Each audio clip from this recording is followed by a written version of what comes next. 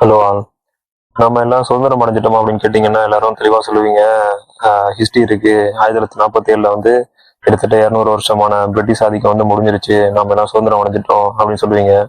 ஆனா நீங்க உண்மையாலுமே ஒருத்தரும் நீங்க உங்களுக்குள்ளே கேட்டுக்க வேண்டிய கேள்வி ஒண்ணு இருக்கு. உண்மையாலுமே நீங்க சுதந்திரமான வாழ்க்கை வாழ்றீங்களா அப்படின்னு கொஞ்சம் யோசிச்சு பாருங்க.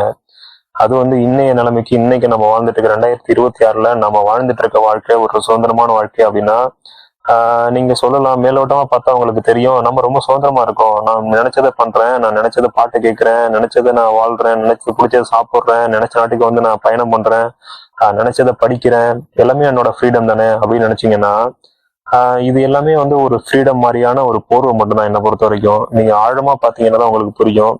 நீங்க வந்து இன்னைக்கு ஓடிட்டு இருக்க இன்னைக்கு வேலை, இன்னைக்கு நீங்க பார்த்துட்டு இருக்க வேலை, நீங்க இருக்கிற இடம், இல்ல ஒர்க் பண்ற இது எல்லாமே வந்து பாத்தீங்க அப்படின்னா உண்மையாலுமே வந்து உங்களுக்கான சவால்களுக்கான தேவையா, இல்ல வந்து மத்தவங்களுக்கு இல்ல சமுதாயத்துக்கு நான் வந்து என்னைய ப்ரூவ் பண்ணும் அப்படின்றதுக்கான ஒரு என்ன சொல்றது ஒரு போட்டியா அப்படின்றத கொஞ்சம் யோசிச்சு பாத்தீங்க அப்படின்னா உங்களுக்கு ஒரு விஷயம் நல்லா புரியும். இதை நீங்க வந்து யாருக்கும் ப்ரூவ் பண்ண வேணாம், யாருக்கிட்டையும் கேட்க வேணாம். நீங்க உங்களுக்கு நீங்களே கேட்டுக்கோங்க. உண்மையில நான் வாழ்ந்துட்டு இருக்கேன்னா, இல்ல யாரோ ஒருத்தர் போட்ட ஒரு சமூக கட்டமைப்புக்கான அந்த அந்த பாயிண்ட்ஸை வந்து நான் ஃபில்அப் பண்ணிட்டு இருக்கேனா அப்படின்னா இந்த இந்த இந்த டைம்ல ஒரு குழந்தையா இருந்தா நான் இப்போ ஃபர்ஸ்ட் ரேங்க் எடுக்கணும், இந்த இந்த இந்த இந்த இதுல வந்து நான் ஒரு ஸ்டேட் எக்ஸாம்ல பாஸ் ஆகணும், இந்த ஒரு 15 வயசு 20 வயசு வரும்போது நான் வந்து ஒரு பெரிய காலேஜ்ல வந்து சீட்டு கிடைக்கணும், 20 25 நான் ஒரு பெரிய பதவியில இதுவாகணும், ஒரு அரசாங்க பதவியோ இல்ல வந்து அதிக பெய்ட் ஜாப்ஸோ ஏதோ ஒன்று எடுக்கணும், அடுத்து ஒரு தொழில் ஆரம்பிக்கணும், அடுத்து எனக்கு குழந்தை பிறக்கணும்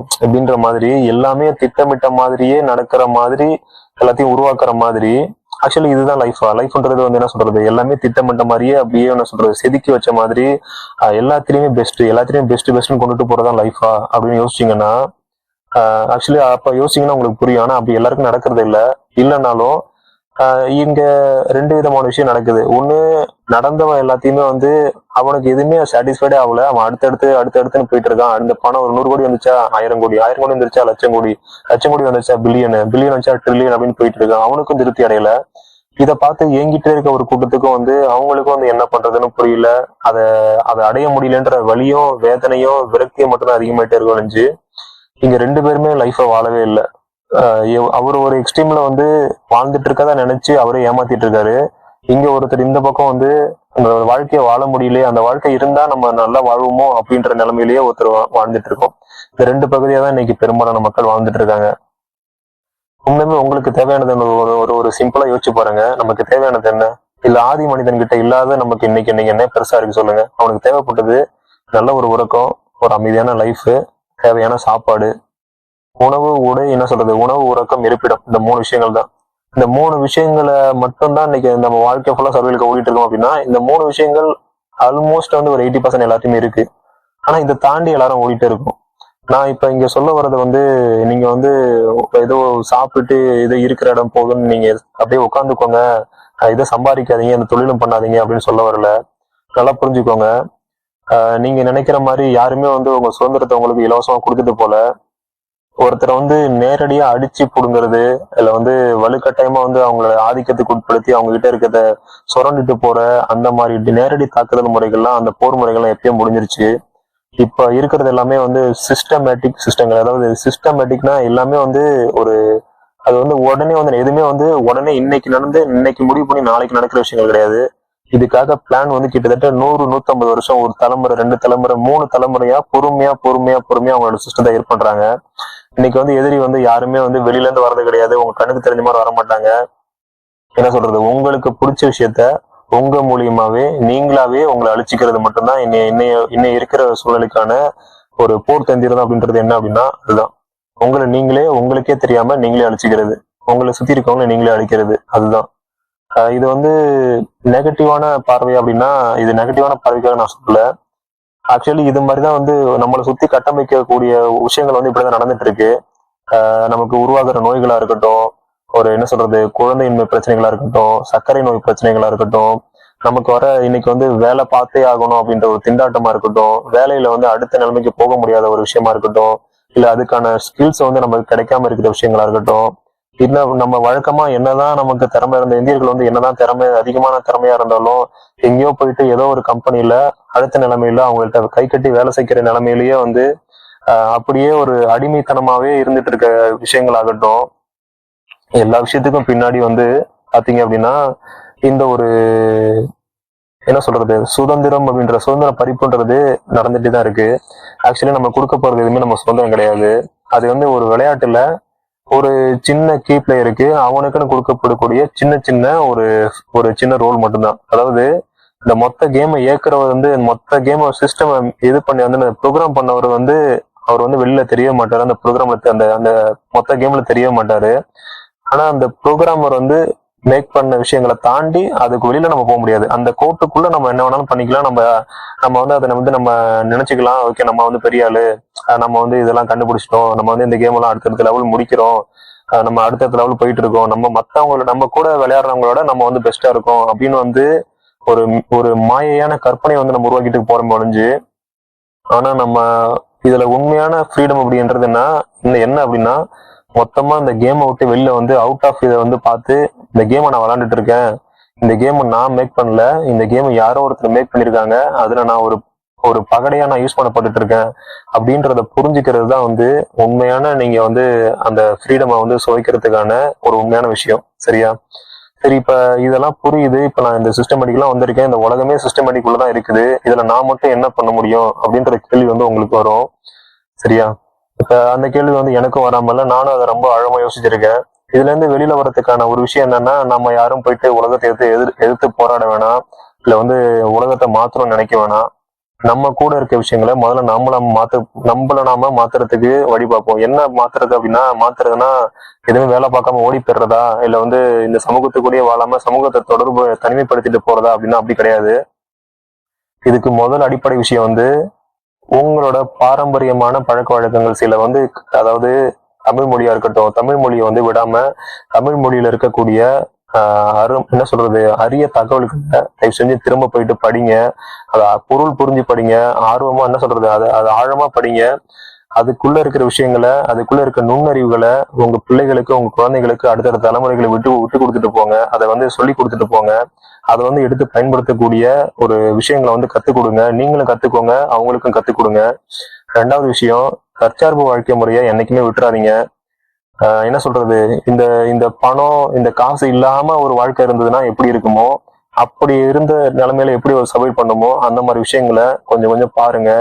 உங்க உடல் நலத்தை நீங்க பராமரிச்சுட்டே இருங்க. உங்க உடல் வந்து உடல் இது வந்து என்ன சொல்றது ஒரு செயற்கையான முறையில மட்டும்தான் வந்து நீங்க பராமரிக்கணும் அப்படின்னு அவசியம் கிடையாது. இன்னைக்கு இருக்க ஜிம் சிஸ்டமா இருக்கட்டும், நான் வந்து பேசணும் அப்படின்னா ஒரு டாபிக்கும் எடுத்து பேசலாம். நமக்கு வந்து இன்னைக்கு நம்ம போயிட்டு இருக்க ஜிம் வந்து இந்த ஜிம் எக்ஸசைஸ் அப்படின்றது எல்லாமே வந்து நம்ம ஃபாலோ பண்ணிட்டு இருக்கிறது வந்து வெஸ்டர்ன் கல்ச்சரு. இது வந்து உடம்புக்கு நல்லதா கெடுதலா, உடம்பு வந்து நல்லா ஷேப்பா காட்டுதா அப்படின்றது வந்து அது தாண்டி ஒரு விஷயம் இருக்கு. இன்னொரு விஷயம் என்னன்னா, தமிழரோட கலைகள் எல்லாமே வந்து பாத்தீங்க அப்படின்னா வெறும் உடம்பு சம்பந்தப்பட்டது கிடையாது. உடம்புக்கு எந்த அளவுக்கு இது கொடுக்குதோ, இம்பார்ட்டன்ஸ் கொடுக்குதோ, அதே அளவுக்கு நம்மளை சுத்தி இருக்கக்கூடிய ஆராய்ச்சின்னு சொல்லுவாங்க, சக்திகள்னு சொல்லுவாங்க, மனசக்திகள், அதாவது நம்மள கண்ணுக்கு புலப்படாத அந்த எனர்ஜி ஃபீல்ட்லயே வந்து அது வந்து அந்த வைப்ரேஷனை கொடுத்துட்டே இருக்கும். நான் உங்களுக்கு ஒரு சிம்பிளான இது சொல்றேன். இந்த இதெல்லாம் நான் இதை பத்தி திரும்ப வந்து நான் இது கமெண்ட் வேணும்னா சொல்லுங்க, கமெண்ட் பண்ணுங்க. நான் வந்து பின்னாடி வந்து அதை எக்ஸ்பிளைன் பத்தி பேசுறேன்.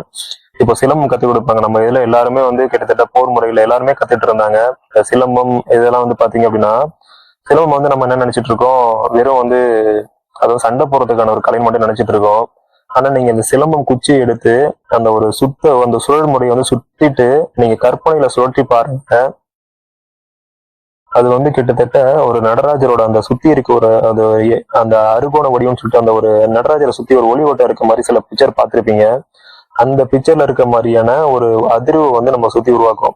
இது வந்து வெறும் சிலம்பம் சுத்தும் போது எப்படி அந்த இது உருவாகும் அப்படின்னா, எப்படி வந்து ஒரு மந்திரங்கள் வந்து பின்னாடி இருக்கக்கூடிய உண்மைகள் என்ன அப்படின்னா, ஒரு மந்திரத்தை வந்து ஒரு வாட்டி உச்சரிக்கணும், அது வந்து காட்டுல ஒண்ணுமே தெரியாது. அதே மந்திரத்தை ஆயிரம் முறை தொடர்ந்து ஒரே மாதிரி உச்சரிச்சுட்டு இருக்கும் போது அங்க அதிர்வு புலத்துல உங்களை சுத்தி ஒரு வைப்ரேஷன் உருவாகும். இது எப்படி நீங்க ஈஸியா புரிஞ்சுக்கிறது அப்படின்னா, இப்ப வந்து ஒரு புல்தரை, புதுசா ஒரு புல்தரை இருக்கு, மலையில இருக்க புல்தரை இருக்குன்னு வச்சுக்கோங்களேன். சமவெளியில அந்த புல்தரையில யாருமே அதிகம் போனதில்லை. நீங்க ஒரு வாட்டி 2 வாட்டி போயிட்டு வந்தீங்கன்னா அதுல ஒரு வழியை நீங்க போனதே தெரியாது. அதே ஒரு 1000 வாட்டி 10,000 வாட்டி நீங்க போயிட்டு வந்தீங்கன்னா நடுவில் வந்துட்டு தனியா ஒரு வழி மட்டும் தெரியும். நீங்க போன தடம் மட்டும் ஒரு வழியா தெரியும். அங்க புல்லு குறைஞ்சிருக்கும், அது ஒரு வழியாவே மாறிடும். அதே போலதான் இந்த உணர்வு தளத்திலையும் வந்து நம்ம சொல்ற மந்திரங்களும் சரி, நம்ம வந்து செயல்படுற அந்த சிலம்பங்களை உருவாக்குற அந்த அதிர்வுகளும் சரி, அந்த ஒரு ஆறா வந்து அந்த சுழல் முறை வந்து தொடர்ந்து ஒரே இடத்துல சுழட்டிட்டு இருக்கும்போது அது உங்களுக்கு கண்ணுக்கு தெரியாத ஒரு பாதுகாப்பு வளையத்தை வந்து உங்களுக்கு உருவாக்கும்.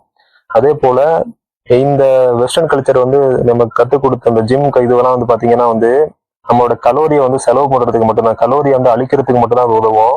ஆனா நம்ம தமிழர்களுக்கால நம்மளோட எனர்ஜியை வந்து அதிகப்படுத்துறதுக்கு உதவும். நீங்க செய்ய செய்ய செய்ய உங்களாட்டி 1 மணி நேரம் 2 மணி நேரம் இல்ல 10 மணி நேரம் வேணாலும் செஞ்சுட்டே இருக்கலாம். அது இருக்க இருக்க எனர்ஜி அதிகப்படுத்திட்டே இருக்கும். அந்த அடிமுறையா இருக்கட்டும், இந்த வர்மமா இருக்கட்டும், இல்ல வந்து சிலம்பமா இருக்கட்டும், அதே போல இந்த கர்லா கட்டுன்னு சொல்லுவாங்க. அது நிறைய இடத்துல பார்த்திருப்பீங்க. அது வந்து மிக அற்புதமான ஒரு பயிற்சி வந்து அது. எல்லாருமே பண்ண வேண்டிய, எல்லாருமே பண்ணிட்டு இருந்த ஒரு விஷயம் அது. அது வந்து இன்னைக்கு ஏதோ ஒரு யாரோ ஒருத்தர் பெரிய ஒரு ஏதோ அபூர்வமான விஷயம் ஆகி போச்சு. ஒரு ரொம்ப ஜிம் செய்றவங்க, பழமையான முறையை ஃபாலோ பண்றவங்க, அவங்க மட்டும் தான் பண்ணணும் அப்படின்ற மாதிரி ஒரு பழமையான முறையா ஆகி போயிடுச்சு. அதுலயும் வந்து ஒரு இந்திய தமிழர்களோட ஒரு கலையிலுமே வந்து பாத்தீங்க அப்படின்னா வெளிப்புற சூழ்நிலை சார்ந்து வெளிப்புற வெறும் சண்டை இல்ல பாதுகாப்பு அப்படின்ற விஷயங்களை தாண்டி உள்ளுக்குள்ள அவங்களோட நம்மளோட விளையாட்டு முறையிலுமே வந்து பாத்தீங்கன்னா அறிவியலும் ஆன்மீகமும் எல்லாமே வந்து அளவற்ற முறையில ஒளிஞ்சு கிடக்குது. நம்ம வந்து நான் என்ன சொல்றேன், நீங்க வந்து ஃபாரின் கல்ச்சரை அடாப்ட் பண்ணுங்க, ஃபாரின்ல இருக்க நல்ல விஷயங்களை எடுத்துக்கோங்க, எதையுமே நான் வேணாம்னு சொல்ல மாட்டேன். ஆனா நம்ம கிட்ட இருக்கிற விஷயங்களை தயவு செஞ்சு அதுக்கு அது வந்து வெறும் மூட நம்பிக்கையா பார்க்காம, அது வந்து ஒரு சமய சடங்கா பார்க்காம, அதுக்கு பின்னாடி இருக்கக்கூடிய ஆழமான விஷயங்கள் என்ன என்ன அப்படின்றத புரிஞ்சு புரிஞ்சு ஒண்ணு ஒண்ணா பாருங்க. நான் சொல்லணும்னு சொன்னா எனக்கு சொல்ல வந்து கடல் மாதிரி போயிட்டே இருக்கு. நம்ம கிட்ட இருக்க புராணங்களா இருக்கட்டும், நம்ம கிட்ட இருக்க கடவுள் பாடல்களா இருக்கட்டும், பக்தி பாடல்களா இருக்கட்டும், அது வந்து என்ன சொல்றது, அனைத்து விதமான ஆங்கிளுமே வந்து அது அது வந்து அது ஒரு பொருளை வந்து கொடுத்துட்டே இருக்கும். அதை சயின்ஸ் வழியா பாத்தீங்கன்னா சயின்ஸோட பொருளும் இருக்கும், ஆன்மீக வழியா பாத்தீங்கன்னா ஆன்மீகத்தோட இது இருக்கும். நீங்க இயல்பா எந்த பொருளுமே தெரியாம அது வெறுமையா படிச்சீங்கனாலும், பக்தி வழியா பாத்தீங்கன்னாலும் அதுவாகவும் பொருள் தரும். நீங்க கவிதை தெரிஞ்சு கவிதையா படிச்சீங்கன்னா அதுவும் உங்களுக்கு இன்பம் தரும். இது எல்லாத்தையுமே தாண்டி எனக்கு எதுவுமே தெரியாது, நான் வெறும் காது வழியா கேட்டேன்னா கூட எனக்குள்ள இருக்கக்கூடிய சில உறுப்புகளை வந்து சரி பண்ணி அந்த நோய்களை வந்து சரி பண்ணும். அது எதுவுமே தெரியாம நான் உச்சரிச்சா கூட அந்த உச்சரிப்பு வந்து என் உடம்புல இருக்க சுரப்புகளை சரி பண்ணி என்னோட உடம்புகளை ஒரு ஒரு ஒருங்கிணைப்புல ஏற்படுத்தும், ஒரு ஹார்மோனியை கொடுக்கும். இந்த மாதிரி 1008 விஷயங்கள் வந்து நமக்கு சுத்தி சுத்தி இருக்கு. முதல் விஷயம், தமிழை விட்டுறாதீங்க. தமிழ் வந்து என்ன சொல்றது, நீங்க மொத்தமே அழிஞ்சு போனாலும் உங்களை வந்து மீட்டெடுக்கக்கூடிய ஒரு விஷயம் வந்து தமிழ்ல அவ்வளவு விஷயங்கள் இருக்கு, அவ்வளவு அற்புதமான உண்மைகள் இருக்கு. அந்த தமிழை பேசுறது, உச்சரிக்கிறது, அந்த தமிழை வந்து நினைக்கிறது, அத எல்லா வகையிலுமே அது வந்து உங்களுக்கு வந்து நிச்சயமான ஒரு மிகப்பெரிய பலனை உங்களுக்கு உங்க தலைமுறைக்கும் தரும். அதை விட்டுறாதீங்க. அடுத்த வாழ்க்கை தற்சார்பு வாழ்க்கைக்கு கொஞ்சம் கொஞ்சமா திரும்புங்க. எல்லாருமே வந்து உங்களுக்கு தேவையான, நீங்க மத்தவங்களுக்கு விளைவிச்சு கொடுக்கணும், மத்தவங்களுக்கு இது பண்ணி கொடுக்கணும் அப்படின்னு கூட அவசியம் இல்லை. உங்களுக்கு தேவையான சின்ன சின்ன காய்கறிகளை, சின்ன சின்ன முறைகளை, உங்களுக்கு பாரம்பரியமா சின்ன சின்ன விதைகளை அதை வந்து பரப்புறதையோ, அதை கொடுக்கறதையோ, அந்த காடுகளை உருவாக்குறதையோ தயவு செஞ்சு விட்டுறாதீங்க. நீங்க என்ன பிசினஸ் வேணாலும் பண்ணுங்க, எங்க வேணாலும் இருங்க, என்ன வேணாலும் போங்க, எப்படி வேணாலும் வாழ்க்கை அனுபவிங்க. ஆனா இதுல வந்து இதுக்கான அட்லீஸ்ட் நீங்க உங்களாட்டி பார்க்க முடியல அப்படின்னாலும் ஒரு ஆள் வீட்டுனாச்சும் கொஞ்சம் மெயின்டைன் பண்ணி அதை கொஞ்சம் பராமரிக்க ஆரம்பிங்க.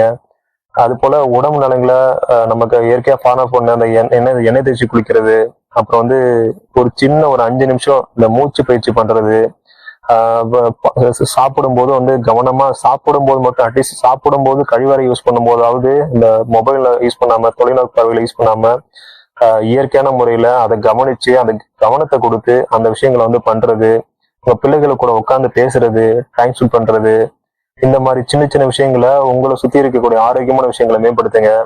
அடுத்து வந்து இந்த ஃப்ரீடம்ல இருந்து இதுல இருந்து இது பண்ணணும் அப்படின்னா என்ன பண்ணணும் அப்படின்னா, ஒரு இன்வெஸ்ட்மெண்டா இது பண்ணணும் அப்படின்னா இதை பத்தி தனியா வீடியோ போடுறேன், ஆல்ரெடி பார்ட் 1 போட்டேன், அதுக்கு கண்டினியூஷன் போடுறேன். இதெல்லாம் சிம்பிளா சொல்றேன். என்ன அப்படின்னா, இன்வெஸ்ட்மெண்ட் பண்றதை வந்து சீக்வெண்டா பண்ண ஆரம்பிங்க. அதாவது ஒரே மாசத்துல ஒரே டைம் என்கிட்ட 10 லட்ச ரூபா இருக்குன்னா 10 லட்ச ரூபாய் கொண்டு ஒரே இதுல போட்டு அடுத்த மாசம் 20 லட்ச ரூபா ஆகும் அப்படின்ற இது இல்லாம பொறுமையா போடுங்க. அதாவது இதுல ஒரு டைவர்சிஃபை பண்ணி போடுங்க. பாண்ட்ஸ் போடுறீங்க தனியா, பாண்ட்ஸ் போடுங்க. கோல்டுல கொஞ்சம் இன்வெஸ்ட்மெண்ட் வச்சுக்கோங்க. அடுத்து வந்து ஸ்டாக்ல கொஞ்சம் வச்சுக்கோங்க, இண்டெக்ஸ் ஃபண்ட்ல கொஞ்சம் வச்சுக்கோங்க.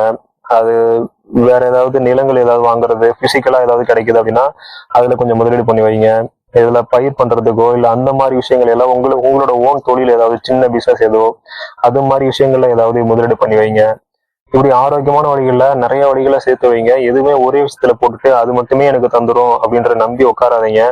அதே போல இது கன்ஃபார்மா ஏறப்போகுது, இது வந்து ஏதோ ஒண்ணு தெரியுது உங்களுக்கு அப்படின்னா, யாரோ சொல்றாங்க அப்படின்ட்டு மொத்தமா கொண்டு இது போட்டா டபுள் ஆயிடும் ட்ரிபிள் ஆயிடும் நினைச்சு உடனே போயிட்டு ஒரே இதுல இன்வெஸ்ட்மெண்ட் போட்டுக்கிட்டு உங்க மொத்த லைஃபையும் போட்டு அதுல எஃபர்ட் போட்டு அதுல வந்து வீணாக்கிட்டு உட்காந்துடாதீங்க. அதே போல உங்களோட லைஃப் என்னதான் எப்படி என்ன சொல்றது, எவ்வளவு கஷ்டப்படுறவங்களா இருந்தாலும் சரி, நீங்க எவ்வளவு வெல் செட்டில்டா இருந்தாலும் சரி, சுற்றுலா போறத அட்லீஸ்ட் வந்து வாழ்க்கையோட ஒரு ஒரு சின்ன கடமை மாதிரினாச்சும் பண்ணுங்க. அதை வந்து வருஷத்துக்கு ஒரு வாட்டி பண்ணி ஆகணுன்ற மாதிரி பண்ணுங்க. அந்த ஒரு 2 நாள் 3 நாள் உங்களுக்கு கொடுக்கக்கூடிய ஒரு எக்ஸ்பீரியன்ஸோ, அதாவது உங்களுக்கு தெரியாத இடம், இது வரைக்கும் நீங்க போகாத இடம், ஏதோ ஒரு மலைப்பகுதியோ ஏதோ ஒரு சுற்றுலா தலம், உங்க ஃபேமிலியோட போங்க. அந்த மொபைல் எல்லாம் யூஸ் பண்ணாம இது பண்ணாம அந்த இயற்கையை கொடுக்கக்கூடிய ஒரு விஷயங்களை உட்கிரகிங்க. அதை வந்து கவனிங்க, அதை வந்து ஃபீல் பண்ணுங்க. அந்த ப்ரெசன்ட் இதுல இருக்கிற அந்த ஒரு மூமெண்ட்டை வந்து லைஃப்ல வந்து வாழ்ந்து பாருங்க. அந்த ஒரு 3 நாள் கொடுக்கக்கூடிய எனர்ஜி வந்து நீங்க லைஃப்ல இன்னும் வந்து மீதி 323 362 நாள் ஓடுறதுக்கான ஒரு நல்ல ஒரு என்ன சொல்றது, ஒரு மன உத்வேகத்தை உங்களுக்கு நிச்சயமா கொடுக்கும். அந்த மாதிரி விஷயங்களை அடிக்கடி வந்து கேதரிங்க வந்து உருவாக்கிக்கோங்க. உங்க நண்பர் கூடயோ உங்க ஃபேமிலி கூடயோ அட்லீஸ்ட் வருஷத்துல 1 முறையோ இல்லை 2 முறையோ வந்து எங்கேயாவது போயிட்டு வாங்க. உங்களை ரிஃப்ரெஷ் வச்சுக்கோங்க. நீங்க வந்து ஓடி முடிச்சு ஒரு 62 65 வயசுல வந்து நீங்க ஓடி உட்காரும் போது நீங்க சம்பாதிச்ச பெரிய புகழோ பெரிய பணமோ இல்ல உங்களுக்கு பிள்ளைங்களை சேர்த்து வச்ச சொத்தோ உங்களுக்கு பெருசா தெரியாது.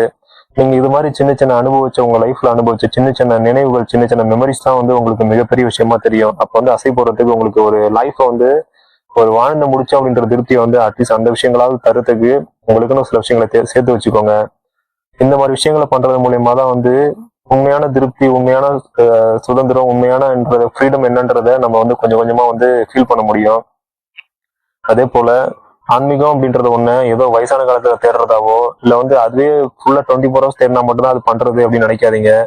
எப்போ உங்களுக்கு டைம் கிடைக்குதோ உங்களுக்கு உள்ள என்னென்ன பண்ண முடியுமோ, உங்க வாழ்க்கையில என்னென்ன இருக்குதோ, என்னென்ன விஷயங்கள் நல்ல விஷயங்கள் இருக்குதோ அதுக்கெல்லாம் கொஞ்சம் கொஞ்சமா நன்றி சொல்ல ஆரம்பிங்க.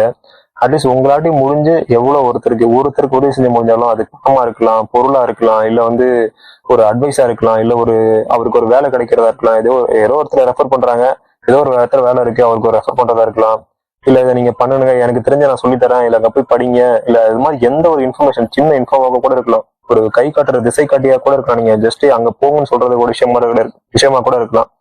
எந்த விஷயமோ உங்களாட்டி முடிஞ்ச விஷயத்த தயவு செஞ்சு பண்ணுங்க. உங்க சுற்றுப்புறத்துல இருக்கவங்கள பண்ணுங்க. உங்க சுற்றி இருக்கவங்க எல்லாரையுமே உங்களோட போட்டியை நினைக்காதீங்க, உங்களோட பகையாளியை நினைக்காதீங்க. எல்லாரையும் வளர்த்து விடுங்க. அது மூலியமா நீங்க நிச்சயமா வளர முடியும். எல்லாரையும் அழிச்சுதான் நம்ம வளரணும் அப்படின்னு அவசியம் கிடையாது. அப்படிப்பட்ட அது வளர்ச்சியே கிடையாது. எல்லாரையும் வளர்த்து விட்டுட்டு நானும் வளரணும்னு நினைங்க. அதுக்கான வாய்ப்பு இந்த இந்த உலகத்துல வந்து வளங்கள் வந்து எல்லாத்தையும் நம்ம நினைக்கிறத விட மிக அதிகமாவே இருக்கு. மிக புதுசா புதுசா உருவாகிட்டு வேலை வாய்ப்புகளும் மிக புதுசு புதுசா உருவாகிட்டு தான் இருக்கும். அது போல பொதுவா வேர்ல்டுல இருந்து வரக்கூடிய இந்த மீடியாஸ்ல இருந்து வரக்கூடிய நியூஸ்களை வந்து காலையில எந்திரிச்சோன்னா தயவு செஞ்சு கேட்காதீங்க. காலையில எந்திரிச்சோன்னா மண்டையில ஏத்திக்கிட்டு உலக போற வரப்போகுது, இங்க எந்த பிரச்சனை ஓடுது, அங்க இந்த குடும்பத்துல எந்த பிரச்சனை நடக்குது, பக்கத்து நாட்டுல எந்த பிரச்சனை நடக்குது, இந்த மாதிரி விஷயங்களை வந்து உங்களுக்கு உங்க வாழ்க்கைக்கு அன்றாடம் தேவையா அது தெரிஞ்சுக்கணும். நான் இல்லைன்னு சொல்ல, அதுக்கான ஒதுக்கி 5 நிமிஷம் என்னைக்காவது ஈவினிங் டைம்லயோ இல்ல நைட் டைம்லயோ ஒரு 1/2 மணி நேரம் இல்ல 10 நிமிஷம் அது ஒதுக்கி கேட்டுக்கோங்க. காலையில எந்திரிச்சோன்னே இந்த நம்ம நெகட்டிவான விஷயங்களை வந்து நீங்க கேட்கும்போது அது உருவாக்குற ஒரு வைப்ரேஷன், அது வந்து உங்களுக்கு டொப்பமைன் கொடுத்த தொடர்ந்து பார்க்கவும் தோணும். ஆனா வந்து அது உருவாக்குற ஒரு நெகட்டிவான வைப்ரேஷன் நான் பாக்குறேன்னா எனக்கு என்ன நடக்க போகுதுன்னு நினைப்பீங்க. நீங்க எந்த ஒரு விஷயத்தையும் ஆழமா உள்ள போயிட்டு யோசிச்சு பார்க்கும்போது இந்த உலகத்துல நீங்க பேசுற ஒரு சொல்லும், நீங்க கேட்கிற ஒரு வார்த்தைகளும், உங்களுக்குள்ள தோன்ற ஒரு எண்ணமுமே உங்க உடம்புல ஒரு விதமான ரியாக்ஷனை உருவாக்கிட்டே தான் இருக்கும். அது உங்களுக்கு தெரியாது. அதை நீங்க அந்த அளவுக்கு டீப்பா வந்து புரிஞ்சுக்கும் போதுதான் தெரியும். அது உனக்கு புரியலனாலும் பரவாயில்ல. நம்ம அதை சொல்றது என்னன்னா, பாசிட்டிவான விஷயங்களை காலையில எழுந்திரிச்சோட கேட்காதீங்க. ஒரு பக்தி பாடலா இருக்கட்டும், ஒரு மோட்டிவேஷன், ஒரு நல்ல விஷயங்களா இருக்கட்டும், ஒரு என்ன சொல்றது, திரும்ப திரும்ப சொல்லக்கூடிய ஒரு பாசிட்டிவான விஷயங்களை வந்து நான் இன்னைக்கு ஃபுல்லா நல்லா இருக்க போறேன், இன்னைக்கு நாளுக்கு வந்து சிறப்பா இருக்குது, இன்னைக்கு நாள் ஃபுல்லா எனக்கு நல்லா இருக்க போகுது, எல்லாரும் நல்லா இருக்க போறாங்க, நான் வந்து இன்னைக்கு நாளை வந்து நான் நினைச்ச மாதிரி சிறப்பா வந்து எல்லாத்தையும் செஞ்சு முடிக்க போறேன், எனக்கு நல்ல பணம் வர வந்துட்டு இருக்கு, இந்த மாதிரி நல்ல அப்ரிஷனா நல்ல ஒரு விஷயங்கள், எந்த விஷயங்களாவது உங்களுக்கு தெரிஞ்ச விஷயங்கள மொபைல்ல நீங்க போட்டு கேட்கறதோ இல்ல நீங்களே சொல்றதோ, இந்த மாதிரி விஷயங்களை காலையில எந்திரிச்சோன்னு கேளுங்க. கொஞ்ச நேரம் கொஞ்சம் ஒரு 5 நிமிஷமோ இல்ல 10 நிமிஷமோ அமைதியா வந்து எந்திரிச்சோன்னு உட்காந்துருங்க. எந்த இதுவுமே பண்ணாதீங்க, எந்த மனழுத்தத்தையும் ஓட்டாதீங்க, எங்க போகணும் அங்க போகணும் இது பண்ணணும் அது பண்ணணும் எந்த இதுவும் நினைக்காதீங்க. அமைதியா கொஞ்ச நேரம் உட்காந்துருங்க. உங்க மூச்சை வந்து ஒரு 3-4 முறை பொறுமையா இழுத்து பொறுமையா விடுங்க. அதை கவனிங்க. இல்ல இயல்பா போற மூச்சை கவனிங்க. இந்த மாதிரி சின்ன சின்ன விஷயங்களை பண்ணி உங்களை நீங்க ஆரோக்கியமா வச்சுக்கிட்டு ஆன்மீகன்ற ஒன்றை வந்து ஏதோ ஒன்று தனியா ஃபாலோ பண்ற விஷயமா பார்க்காம கொஞ்சம் கொஞ்சமா சின்ன சின்ன விஷயங்கள்ல ஒரு 5 நிமிஷம் 10 நிமிஷம் இப்படி ஒரு விஷயங்களை கேட்கறது, இல்ல ஒரு 4 வார்த்தை படிக்கிறது, இப்படி உங்க பிள்ளைங்களுக்கும் பழகி கொடுங்க, நீங்களும் பழகுங்க. இதனால வந்து என்ன சொல்றது, ஒரு நாள்ல ஒரு அரை மணி நேரம், ஒரு 5 நிமிஷம் இல்ல 2 நிமிஷம் நம்ம இதை படிக்கிறனாலும் இதை கேட்கறனாலும் நம்ம வந்து நம்ம டைம் வந்து இல்லாம போயிடாது, நம்ம வாழ்க்கை வந்து நம்ம வாழ முடியாம போயிடாது. இந்த மாதிரி விஷயங்களை பண்ணி கொஞ்சமாவது உங்களையே ஸ்டாப் பண்ணி நிறுத்திக்கோங்க. நான் வாழ்றது என்ன வாழ்க்கை தானா, நான் என்ன பண்ணிட்டு இருக்கேன் அப்படின்றத நீங்களே உங்களுக்கு திரும்ப திரும்ப கேட்டுக்கோங்க. இதுல இருந்து நான் என்ன மாத்தணும் அப்படின்றத பாருங்க. அது மூலியமா வந்து அடுத்தது வந்து என்ன பண்ணணுன்ற ஒரு தெளிவு உங்களுக்கு கிடைக்கும். வாழ்க்கையில நான் அன்னைக்கு சொல்றேன், திரும்ப திரும்ப சொல்லிட்டு இருக்க ஒரு எல்லா வீடியோலாம் சொல்லிட்டு இருக்க ஒரு விஷயம் அதுதான். இன்னைக்கு வந்து நமக்கு வந்து வாழ்க்கையில அடுத்தது என்ன பண்ணணும் அப்படின்ற தெரியாம நம்ம யாரும் இல்ல. நமக்கு பண்றதுக்கு 10,000 இருக்கு, அதுல எதை தேர்ந்தெடுக்கிறது அப்படின்றத நம்ம பிரச்சனையா இருக்கு. அதிகமான தேர்ந்தெடுப்புகள் இருக்கு, அதுதான் நம்ம பிரச்சனையா இருக்கு. அதை நம்ம தெளிவா தெரிஞ்சுக்கணும் அப்படின்னா முதல்ல வந்து நமக்கு எது வரும், நம்மளோட பர்பஸ் என்ன, நமக்கு இயல்பா இருக்கக்கூடிய டேலண்ட் என்ன, நமக்கு இயல்பா இருக்கக்கூடிய ஒரு தனித்திறமை என்ன, அது எதை பண்றது மூலியமா நம்ம சந்தோஷமா இருக்க முடியும் இப்படின்ற விஷயங்களை வந்து நமக்கு ஏத்த மாதிரி முதல்ல நம்ம புரிஞ்சுக்கிட்டு அதுக்கு தகுந்த மாதிரி நமக்கு ஒத்து போறமான ஹார்மோனியோட ஒரு இருக்கக்கூடிய விஷயங்களை ஒரு தொழிலை தேர்ந்தெடுக்கும் போதுதான் நாம வந்து நிச்சயமா அதுல வந்து பெரிய ஆள் வர முடியும், அதுல தனித்துவமா நம்ம இருக்க முடியும். சோ அதை வந்து தெரிஞ்சுக்கணும் அப்படின்னா முதல்ல உங்களை நிறுத்தி உங்களுக்கு எது வேணும், இந்த உலகம் எதை நோக்கி ஓடுது அப்படின்னு கேட்காதீங்க, இன்னைக்கு எதை பண்ணா பணம் வரும்னு கேட்காதீங்க, உங்களுக்கு எது வரும், உங்களுக்கு எதை பண்ணும்போது நிறைவா இருக்கு அப்படின்றத புரிஞ்சுக்கோங்க. ஏன்னா வந்து கடவுள் படைக்கும் போதே வந்து என்ன சொல்றதுன்னா, இந்த உலகத்துல இருக்க எல்லாமே கடவுள் தான், எல்லாருமே கடவுளோட படைப்பு தான். ஒரு ஒரு விதமா வழியா ஒருத்தர் வழியா ஒரு திறமையா வந்து அதே கடவுள் தான் வெளிப்பட்டு இருக்காரு, அதே கடவுள் தான் உங்களுக்குள்ள இருக்கிறாரு. ஸோ வந்து ஏதாவது ஒன்று சாதிச்சா மட்டும்தான் வந்து நான் வந்து சச்சினாவோ ரகுமானாவோ பெரிய வந்து ஒரு லெஜெண்டாவோ வந்தா மட்டும் தான் நான் வாழ்ந்ததா அர்த்தம், இல்லைன்னா நான் வாழவே இல்லை அர்த்தம் அப்படின்லாம் நினைக்காதீங்க. ஒருத்தரும் அந்த வாழ்க்கையில ஒரு போர்னு இருக்குன்னா 10,000 பேர் இருக்காங்கன்னா 10,000 பேர்ல படைத்தளபதியா இருக்கிறவங்க வந்து அரசனா இருக்கிறவங்க வந்து கடைசி ஒரு சேவகனா இருக்க வரைக்கும், ஒரு போர் வீரனா இருக்க வரைக்கும் எல்லாரோட பங்களிப்புமே அதுல ரொம்ப முக்கியம். அவங்களோட அவங்களோட பங்களிப்பு வந்து அதுல பதிவு பண்ணப்படாமதா போதான்றது பிரச்சனை கிடையாது. எல்லாருமே அதுல முழுமையா அவங்களோட பங்களிப்பு கொடுத்தாங்களா அப்படின்றத பிரபஞ்சத்துல நிச்சயமா அதுல வந்து பதிவாகும். இந்த வரலாறுகளை வந்து ஒரு சிலர் தான் பதிவு பண்ணும், அதுவும் சரியா பதிவு பண்றது கிடையாது. ஆனா நீங்க பண்ற ஒரு விஷயமும் உங்களோட கர்மா அப்படின்ற பிரபஞ்சத்துல நிச்சயமா பதிவாகும். அந்த விஷயங்களுக்கு ஏத்த மாதிரியான அடுத்த பிறவிகளோ, அடுத்த உங்களுக்கு நடக்கக்கூடிய வினைகளோ, தொடர் வினைகளோ எல்லாமே வந்து உங்களுக்கு சிறப்பா நடக்கும். ஸோ வந்து என்னை யாரும் கண்டுக்கலையே அப்படின்றதுக்காக இதுவும் தப்பு பண்ணாதீங்க. என்னை யாரும் கண்டுக்கிறாங்க அப்படின்றதுக்காக மட்டுமே வாழணும்னு நினைக்காதீங்க. உங்களுக்கு நீங்களே உண்மையா வாழுங்க. உங்களுக்கு நீங்க ப்ரூவ் பண்ணா போதும். உங்களுக்கு இந்த உலகத்துக்கு யாருக்கும் நீங்க ப்ரூவ் பண்ண அவசியம் கிடையாது. முதல்ல நிறைவா வாழுங்க, வாழ்ற வாழ்க்கைக்கு நன்றி சொல்லுங்க. அதுக்கப்புறம் இயல்பாவே உங்க லைஃப் வந்து ஆட்டோமேட்டிக்கா வந்து ஒரு ஃப்ரீடமான லைஃப் நோக்கி நிச்சயமா போகும். சரியா? சரி, ஓகே. நான் தொடர்ந்து அடுத்தடுத்த விஷயங்களை வந்து பொருளாதாரத்துல வந்து எப்படி வந்து ஒரு இன்வெஸ்ட்மெண்ட் எப்படி வந்து தேர்ந்தெடுக்கிறது, என்ன பண்றது அப்படின்ட்டு அடுத்தடுத்த வீடியோல சொல்றேன். பார்ப்போம். எல்லோருக்கும் நன்றி. வாழ்க வளமுடன்.